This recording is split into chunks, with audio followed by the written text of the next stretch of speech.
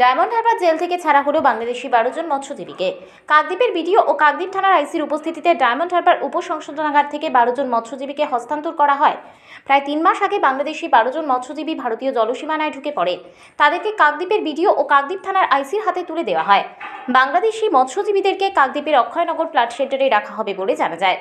পরে অফিসিয়ালি বাংলাদেশি মৎস্যজীবীদেরকে বাংলাদেশের হাতে তুলে দেওয়া হবে বলে জানা যায়। উল্লেখ্য, মৎস্যজীবীদের ছেড়ে দিলেও প্রায় 2 মাস ধরেই প্রায় 100 জন ভারতীয় মৎস্যজীবী বাংলাদেশে আটক। তাদেরকে এখনও ছাড়ার কোনো সদিচ্ছা দেখাচ্ছে না বাংলাদেশ।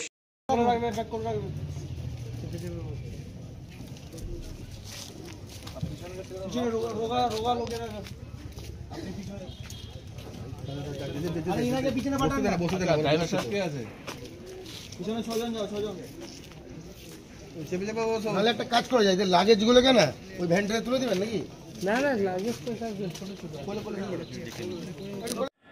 দক্ষিণ 24 পরগনা থেকে রেবতী মালির রিপোর্ট, ডিএন নিউজ বাংলা।